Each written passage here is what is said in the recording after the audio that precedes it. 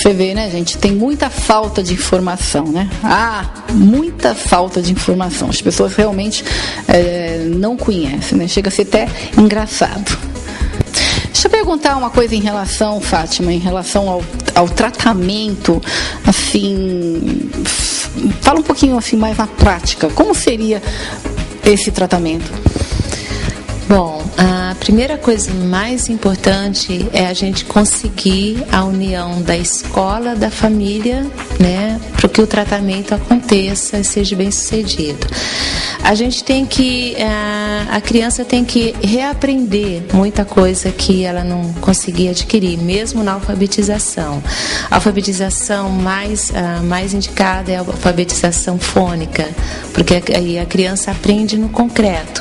Então, as letras devem ser desenhadas, a criança deve sentir as letras. Tem algum material aí que você possa estar mostrando para a gente? Cartilha da ABD. Cartilha da ABD, Associação Brasileira de Dislexia, que desenvolveu essa cartilha, trazendo todas as letras com sons que cada letra, né? E também com a textura, a parte da textura também. Ou seja, a criança coloca o dedinho em cima das letras. Para sentir as letras. Fora isso, a gente tem a ficha de leitura, que para a criança disléxica, normalmente ela lê com o dedo, né? Ela vai acompanhando com o dedo. Essa ficha, ela auxilia, né? Então as palavras ficam dentro do quadradinho. Para ela não se distrair com as outras, seria isso? Para focar e ler um pedacinho de cada vez. O professor tem que ser bem orientado, a criança deve sempre sentar próximo do professor, ele deve usar outros instrumentos, audiovisual, a lousa, na hora de escrever na lousa, a lousa deve ser dividida em partes, escrever um pedacinho por vez para a criança poder acompanhar. A criança deve usar a agenda para conseguir se organizar, porque é muito difícil a criança se organizar, né? E calculadora deve ser usada também. E tudo isso tem que ser com orientação do professor e com muita paciência dos pais também, para acompanharem. Eu reparei que você utiliza também aqui o processo assim, muito brinquedos, né? Ludoterapia. Isso, como a criança normalmente tem dificuldade com a memória de curto prazo, com a coordenação motora, orientação espacial, percepção visual, percepção auditiva, então a gente trabalha de forma lúdica, né? São jogos, brinquedos que auxiliam para desenvolver esse déficit que normalmente a criança apresenta. E em relação à lei, há uma lei aí que eu fiquei sabendo aí, parece uma lei em relação ao vestibular para a pessoa que é disléxica. Na realidade, com esse projeto da inclusão que está acontecendo, então várias leis foram elaboradas, né? Que aí não são só os disléxicos, mas todas as crianças com alguma necessidade especial na aprendizagem.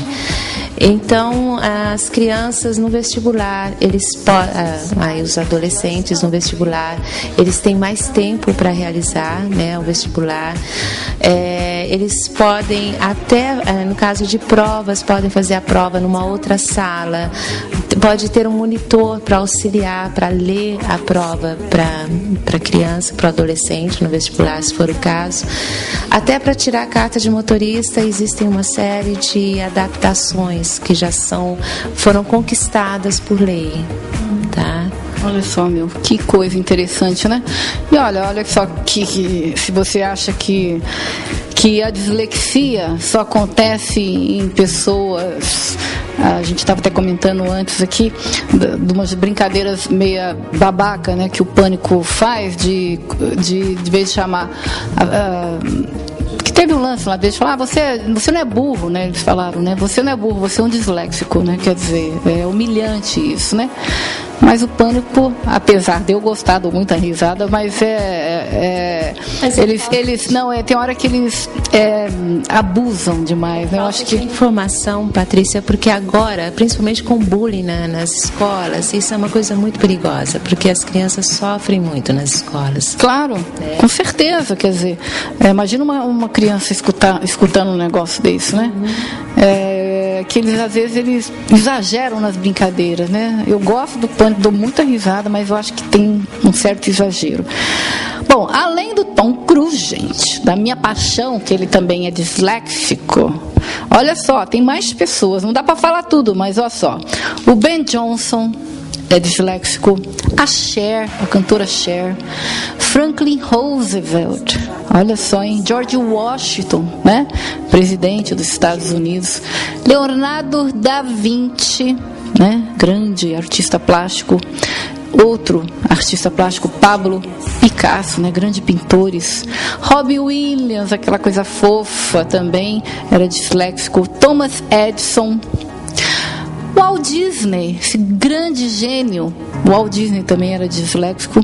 A Whoopi Goldberg, essa figura dessa mulher, é uma figuraça, entre outros tantos, né, que todos tinham esse distúrbio, né? E interessante também em relação à novela, né, que a última novela Tempos Modernos, o Antônio Fagundes fez o papel de um disléxico, não é isso? É a segunda novela que a Globo faz, né? A primeira novela, inclusive, a ABD que deu assessoria à atriz para poder compor o personagem, né? Na outra novela até ficava mais claro porque a mãe acompanhava o personagem, as duas entraram na faculdade. Então isso é muito importante para a divulgação, né, da dislexia, para muitas pessoas perceberem que se a pessoa é disléxica, muitas são e tem como viver bem com a dislexia, tem que aprender, né, a lidar com ela. E a BD sempre fala, se você é disléxico, você pode ser um gênio, né? Então isso é importante também. Einstein era disléxico e era um gênio, né? E também é bom a gente colocar, apesar que não tem esse filme no Brasil, que é um filme indiano, que não sei se é essa tradução, ou melhor, não sei se é essa pronúncia, é Tare Zameen Par. Foi traduzido no Brasil como Estrelas na Terra, né? Ou em inglês Every Child is Special, ou seja, toda criança é especial. Então, nos Estados Unidos tem esse livro. Esse filme tem para alocar. Sim, ainda nós estamos até fazendo uma campanha para trazer, porque esse filme ele mostra de uma forma que todos os pais que têm crianças disléxicas que assistiram esse filme choraram muito, né? Porque mostra bem a realidade do dia a dia de um disléxico. Tem que trazer. Como é que nós faz para trazer esse como Estrelas na Terra ou Every Child is Special? Olha, muito interessante mesmo, muito legal. Fátima, muito obrigada, viu? Você. Carinha do Bruno, gente, igualzinho ao Bruno. Dá um beijo no Bruno. Meu filho é muito educado, um garotão. Parabéns, viu? Obrigada. E quando precisar do programa, tiver algumas novidades, é só ligar pra gente, tá? Muito obrigada pela oportunidade. Dá um beijo aqui. Obrigada. Tudo de bom. Obrigada.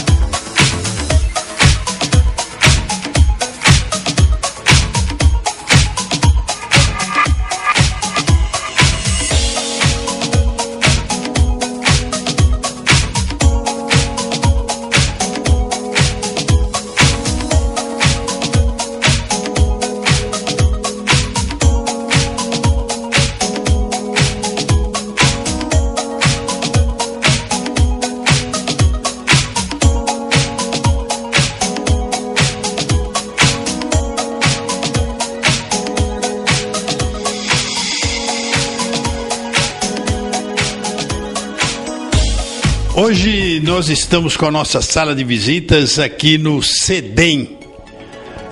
O que é o CEDEM? O CEDEM, daqui a pouco a Fátima Rosana vai explicar para a gente qual é a atividade dessa clínica. Porque eu tenho aqui nas minhas mãos um papel que diz assim: Centro de Desenvolvimento Multidisciplinar. Isso aqui envolve uma série de coisas.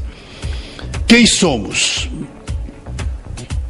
Profissionais que buscam uma união dos conhecimentos de suas especialidades para uma ação terapêutica, clínica ou educativa unificada, com o mesmo objetivo, que é promover a harmonia física, mental e emocional. Gente, Fátima, é um prazer conhecê-la e gostaria que você expusesse tudo que você conseguiu amelhar na sua vida até hoje a respeito da SEDEM, porque eu fiquei muito interessado nesse caso aí da dislexia. Bom, SEDEM é um centro de desenvolvimento multidisciplinar. Eu sempre tive um consultório, sempre trabalhei, fazem 15 anos que eu trabalho como psicopedagoga e sempre sonhei em ter uma equipe que pudesse fazer um trabalho interdisciplinar na realidade. Então nós somos uma equipe multidisciplinar que realiza um trabalho interdisciplinar. A equipe multidisciplinar são vários profissionais de áreas distintas trabalhando em equipe. E o trabalho interdisciplinar é que a gente se reúne uma vez por semana para discutir os casos que a gente atende e todos juntos dão a sua opinião sobre aquele caso. Então, existe uma diferença muito grande de casos nessa área? Existe. Aqui, eu como psicopedagoga, os casos, na maior parte que eu recebo, são crianças e adolescentes com dificuldade de aprendizagem. E só que as dificuldades de aprendizagem têm muitos motivos para que isso aconteça. Pode ser emocional, pode ser neurológico. Professor ruim. Também. Pode ser pedagógico. Então, aqui a gente acolhe essas crianças, esses adolescentes, e a equipe inteira faz um trabalho em cima para a gente descobrir, para a gente avaliar e poder intervir. Isso o SEDEM aqui funciona como? Isso aqui é do governo, é particular, é municipal? Qual é a linha de conduta? É particular, né? A gente tem alguns descontos em algumas escolas que nos procuram, então a gente tem um desconto especial para algumas escolas. E o trabalho social que a gente busca fazer é os encontros que uma vez por ano a gente faz para poder divulgar esses assuntos para os professores, para outros profissionais também. Quem são os outros profissionais que trabalham com você aqui? Aqui a gente tem 3 psicólogos, a gente tem 2 fonos, nós temos fisioterapeutas, temos 3, terapeuta ocupacional, acupunturista e eu como psicopedagoga. Mas nessa área aí de atendimento que você está colocando para a gente aí, você não citou aí que você tem um psiquiatra, o Dr. José Luiz. Ele não é daqui da equipe, né? A gente acaba trabalhando porque ele encaminha alguns pacientes e eu passo para ele, mas não é que ele trabalha na equipe. Não só ele, mas a gente precisa de um acompanhamento de um profissional, de um psiquiatra ou de um neurologista também. Essa área que vocês atuam, por exemplo, dislexia, você vai me dizer quem são as personalidades aí depois que são portadores dessa doença? Qual é o tratamento? Esse tratamento é com benzimento, é com comprimido, é com injeção ou é só na conversa? A dislexia é uma disfunção neurológica, não é uma doença, né? Então, só existe tratamento, não existe cura porque não é doença. E o tratamento é um tratamento psicopedagógico, né? A gente orientar a escola, a família, como essa criança pode aprender, os psicólogos também e a equipe toda trabalha. O doutor Matosinho, o doutor Taveira, a doutora Marlene, o doutor Lauda, eles encaminham pacientes para cá ou vocês é que encaminham para eles? Na realidade, às vezes é a escola que encaminha, às vezes é algum neurologista, às vezes a gente encaminha para o neurologista, então depende do caso, depende aonde foi a queixa inicial. Profissionalmente, a pessoa que sofre de dislexia precisa de um acompanhamento, não? Precisa. Quanto antes a gente conseguir o diagnóstico, não só de dislexia, mas dos outros transtornos também, menos sofrida vai ser a vida acadêmica daquela pessoa. Porque senão ela vai na escola ser taxada de preguiçosa, irresponsável, e com acompanhamento fica bem mais fácil, né? Essa doença, como é que eu posso ser portador de dislexia através do pai, da mãe? Como é que aparece essa doença? Não é doença. Se é que é doença, né? É que a gente tem esse hábito de falar doença. Então, é uma disfunção neurológica, hereditária. A gente sempre encontra o pai e a mãe também com essa mesma dificuldade, e aí a família acaba também dificultando, né, toda a parte social, porque os pais podem ter também essa dificuldade, e ela não adquire. A pessoa já nasce com essa disfunção, então na gestação já acontece essa disfunção neurológica.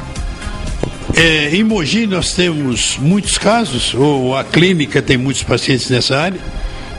Em Mogi eu não tenho a estatística, mas dislexia a média de 15% da população mundial que tem essa disfunção. E o TDAH, que é outro transtorno, é 10% da população mundial. Então é muita criança sofrendo. TDAH significa o quê? É transtorno de déficit de atenção e hiperatividade. Então, também é um transtorno neurológico, também é uma maneira diferente do cérebro funcionar, não é doença, é um transtorno. Só que a dislexia, o agravante da dislexia está relacionado à leitura e à escrita. E o TDAH está relacionado ao comportamento. Que as crianças, existem TDAH que são hiperativos, são aquelas crianças ligadas na tomada, que não param um minuto. Tem o TDAH que são os desatentos, que são aquelas crianças que passam uma mosquinha e elas não conseguem se concentrar.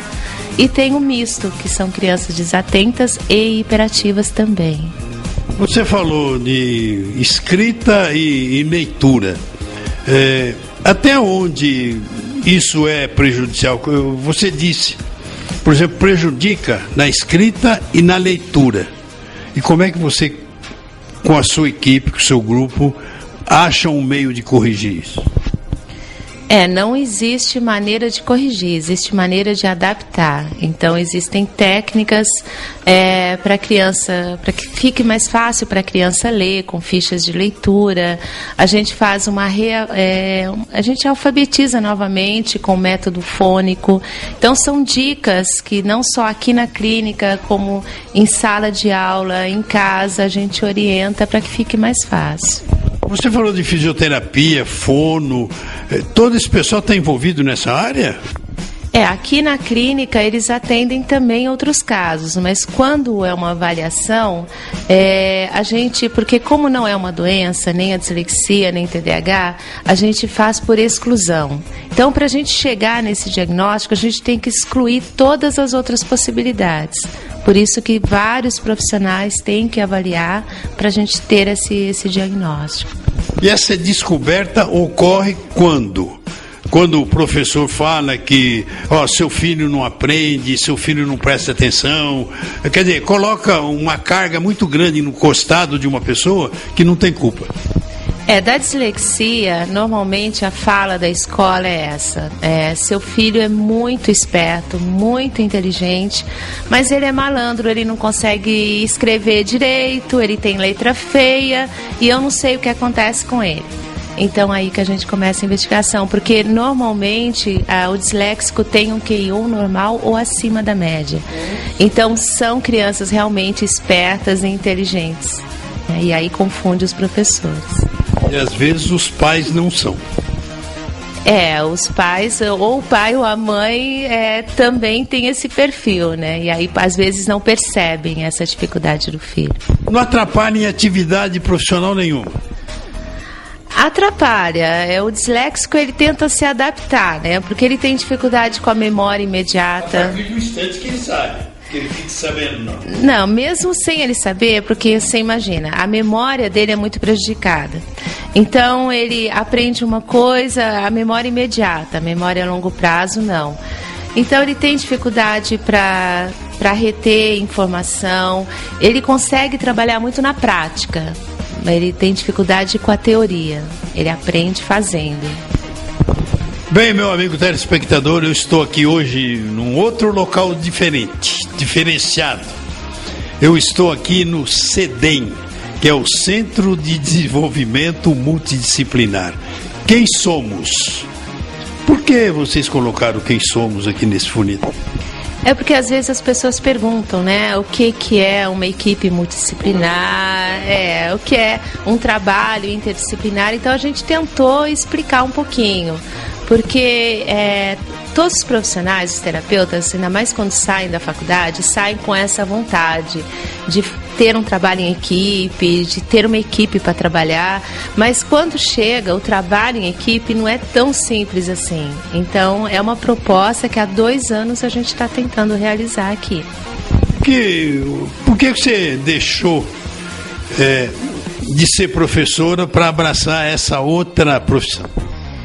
Professora eu fui há muitos anos atrás, né? A psicopedagogia, eu trabalho com psicopedagogia há 15 anos já. E é aquela vontade de poder ajudar as pessoas. Eu sempre gostei muito do magistério. Eu acho que professor é uma profissão que deveria ser muito mais valorizada. São pessoas muito especiais. Ninguém se forma em nada na vida sem ter passado por um professor. Então eu valorizo muito. Tanto é que eu conheço até hoje a minha professora do primário. Então é uma coisa que eu acho muito linda, essa profissão. Uns anos atrás a profissão de professor era muito bonita, né? Depois de uns tempos para cá a coisa foi mudando.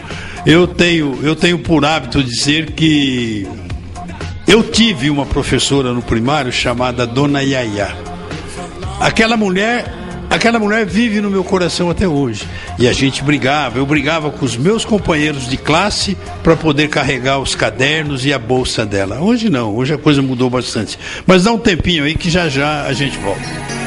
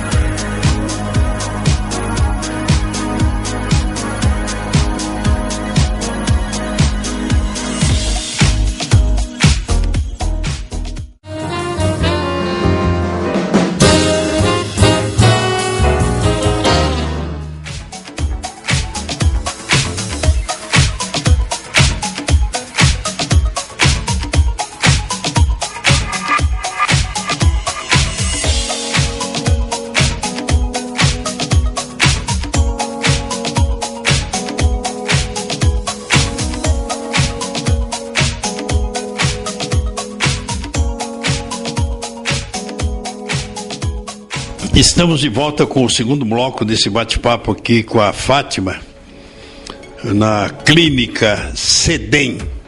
Agora, nesse segundo bloco, que não é muito tempo, Fátima, ou você fala mais rápido ou eu te pergunto menos. Fica a seu critério. Não, isso é brincadeira. Fátima, encontros multidisciplinar. Então, essa é uma proposta do CEDEM. Anualmente, a gente traz palestrantes de São Paulo, do Rio, para falar sobre esses assuntos e oferecer para a população de uma forma gratuita. Esse ano nós tivemos 300 pessoas inscritas, tivemos 100 pessoas na lista de espera, porque não tinha... Espera um pouquinho, essas 300 pessoas inscritas, porque eles têm problemas ou têm familiares com algum problema? Foram professores da rede pública e privada. A rede pública foi bem divulgado isso. Terapeutas que também querem saber mais sobre o assunto. Tinha médicos também. Então, familiares de crianças com suspeita desses transtornos também. Tinha bastante. Bem, gente, toda pessoa com quem eu bato papo na sala de visitas sempre tem alguma historinha para contar, né? Porque ninguém passa uma vida inteira incólume, né? E a Fátima tem uma aqui que eu achei muito interessante. Conta para o telespectador, Fátima. Bom, eu trabalho muito com adolescente, né? Adolescente que está entrando no 2º grau. E o adolescente, quando tem uma patologia, uma dificuldade, então a gente faz um trabalho de motivação para trabalhar o aprendizado. E uma vez eu atendi uma criança, foi logo que o Lula foi eleito, né? Que ele entrou na presidência. E eu comecei a incentivá-lo, né? Não, você precisa estudar, você precisa terminar o 2º grau. Aí ele virou para mim e falou assim: não, Fátima, eu não quero estudar, não vou terminar o 2º grau porque eu quero ser presidente da República. Tá bom. O Fátima, esses palestrantes que você consegue regimentar nessas reuniões, eles cobram ou eles vêm de graça? Eles vêm gratuitamente, eu só pago o transporte, estadia. Esse ano a gente teve o Dr. Roger Talzik, que é do Albert Einstein, a neurologista de São Paulo. A gente teve uma representante da BDA do Rio de Janeiro, uma fono. Uma psicopedagoga, a doutora Cristina Valdouros Quilice, que ela tem até um programa de TV também. E a gente teve a doutora Eliana Curato, uma psiquiatra de São Paulo, da ABD. E aonde foi realizado isso que eu não fiquei sabendo? Foi na UBC. A UBC também gentilmente cede o espaço para gente. A gente consegue os palestrantes e a gente realiza o evento. Eu tive lá numa palestra, não lembro o nome do médico, de esclerose múltipla. Mas agora você tem meu telefone, você tem meu endereço, o próximo eu quero marcar presença lá. Muito bom. Ano passado a gente falou sobre dislexia. Foram 2 dias só sobre dislexia. E esse ano foi sobre TDAH, um sábado. Fátima, você disse que você só pagou a passagem desse pessoal. Mas não tem ninguém que possa patrocinar a passagem desse pessoal para virem aqui num caso tão importante como esse? O ano que vem eu vou atrás de mais patrocínios, que esse ano quem patrocinou foi a MS, que é a empresa do meu marido, então ficou mais ou menos em casa. Mas o ano que vem eu vou buscar outros patrocínios, sim. Porque eu conheço alguns que tem problema de dislexia e que tem uma situação financeira boa. Fala para mim que eu também vou te dar uma mão. Isso é ótimo, porque a palestrante do Rio, a gente pagou passagem aérea, almoço, então tem todo esse gasto, né? O almoço eu garanto lá no Traíra. Que ótimo, então ano que vem tá fechado. Você vai levar o pessoal para almoçar lá no Traíra. Eu falo com a dona Cibélia e o Hernani, eu tenho certeza que eles vão ceder isso. Isso vai ser muito bom, que são médicos muito conceituados, são pessoas que vêm para divulgar mesmo, para trazer informação. Uma outra coisa que eu ouço muitos comentários também, e posso ser bem sincero para você, eu não sei qual é as benesses de Floral de Bar. Quem foi? Aliás, você está me mostrando uma casinha dele aqui, né? Ela tem aqui no consultório dela. Mas o que provém daí? Eu sou practitioner do Floral de Bach, eu fiz um curso na Inglaterra. Dr. Eduard Bach foi um médico alopata inglês, muito conceituado, que um dia ele parou, pensou e falou assim, várias pessoas com a mesma patologia tomam o mesmo remédio e têm uma resposta diferente para aquela doença. Aí ele abandonou tudo, fechou um consultório que ele tinha na Harley Street, largou os hospitais que ele trabalhava e foi morar no campo.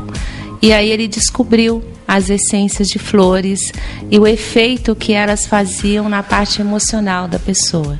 Então são 38 essências de flores, cada uma para um perfil emocional. Então a gente tem um floral que é para quem tem medo, para ansiedade. Eu ia te perguntar. Tem um específico para ansiedade. Esse aí deve ter uma saída danada, né? Só que não é como a alopatia. Então, para a gente prescrever uma fórmula, eu passo por uma consulta, a gente fica uma hora e meia conversando, para eu saber de onde vem essa, né? E aí eu prescrevo uma fórmula que você manda fazer na farmácia. Bem, eu estou aqui conversando com a Fátima, que está dando aí uma aula que eu nunca havia recebido. Mas eu tenho que voltar um pouquinho aí no tempo, porque você já trabalhou na PAI, né, de Mogi? Trabalhei 8. Como é que é trabalhar? Bom, eu trabalhei 8 anos na PAI de Mogi, é um lugar que eu sinto muitas saudades, principalmente as crianças e as mães. Acho que é quase uma missão, eu me dedicava realmente de corpo e alma. É muito gratificante quando a gente vê uma criança que mal consegue andar, ela conseguir ligar o interruptor de luz, né? Ou fazer algum movimento que ela não fazia.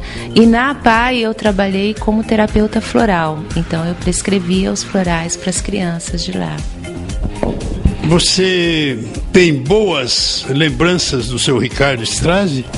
Tenho muitas saudades. Ele realmente foi uma pessoa muito especial. Idealizou, né, a PAI aqui de Mogi. É uma pessoa com coração maior que ele. Ele acolhia, sempre acolheu todos na PAI. Ele deixou muitas saudades. Como profissional, Fátima, como é que você pode analisar praticamente quase que a cura do Ney, filho do seu Ricardo? Porque eu acho que aquilo ali foi amor, carinho, né, dedicação.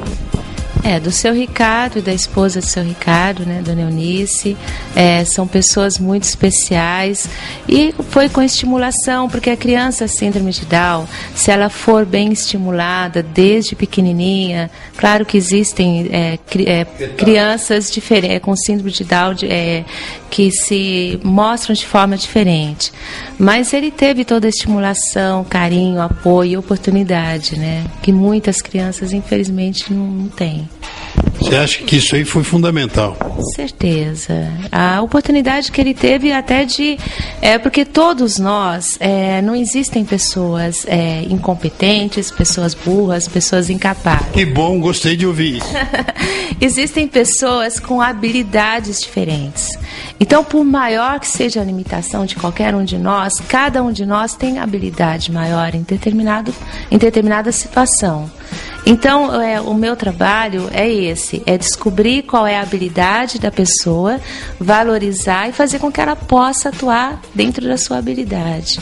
Então, Fátima, esses tratamentos que vocês realizam aqui na clínica, você tem tido pacientes com boa evolução? Ah, sim, com certeza. Crianças que chegam com nota baixa, boletim com muitas notas vermelhas. Como eu falei, que a dislexia, o TDAH e os outros transtornos não é uma doença, não tem cura, mas a gente fazendo um tratamento adequado, dando dicas, acompanhando a criança na escola, orientando os pais, esse aprendizado acontece e a gente tem o resultado no comportamento da criança na escola e no boletim no final do ano, né? E lá na PAI, esse tratamento, você teve assim alguma evolução? Porque nós conversamos aqui agora há pouco a respeito de ansiedade. E o placebo na PAI funcionou ou não? Na APAI eu trabalhei como terapeuta floral. E muitas pessoas falam que o floral de Bach é um efeito placebo, é aquele que não tem resultado nenhum, apesar que agora estão sendo feitos vários estudos na USP para a gente conseguir, né, essa comprovação. Mas quando a gente dá um floral para uma criança, síndrome de Down ou qualquer outro tipo de deficiência, e a gente percebe a melhora, isso para mim foi a prova. Foram 8 anos de trabalho que eu tive a prova que o floral de Bach não é um efeito placebo, ele acontece, o resultado é muito bom. Fátima, você está bem instalada aqui com essa clínica, mas o governo do estado não tem participação nenhuma nisso? Não tem nenhuma clínica que é mantida pelo governo? Aqui em Mogi a gente está muito carente.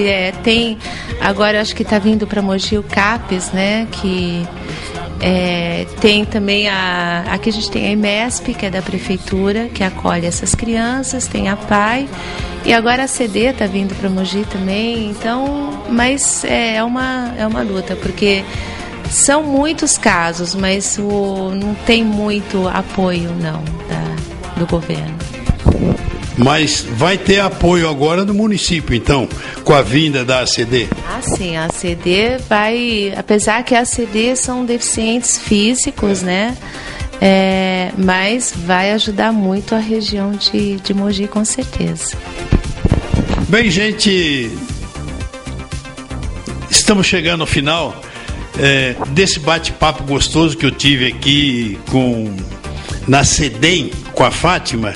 E antes de mais nada eu quero dizer o seguinte: eu vim aqui com muita alegria, vim aqui completamente desinteressado, porque tem um rapaz aqui, o Bruno, por quem eu tenho um grande carinho, trabalhou comigo no Canal 19, me ajudou bastante, e ele faz parte aqui desse grupo. E também atendendo um pedido da minha produtora, a Ana Carolina Tomé. Fátima, olha, foi um prazer conhecê-la. Muito obrigado por você mostrar mais uma coisa que eu acho que Mogi desconhecia. Eu que agradeço, e a clínica está aqui, pronta para acolher quem precisar, que a gente está assim com aquela vontade de poder colaborar e todos os anos continuar a divulgação de algum outro tema que vai acontecer o ano que vem. Eu espero que você continue tendo sucesso. E no mais, minha gente, tudo que eu fiz na vida, eu fiz do meu jeito. Era isso aí, senhores.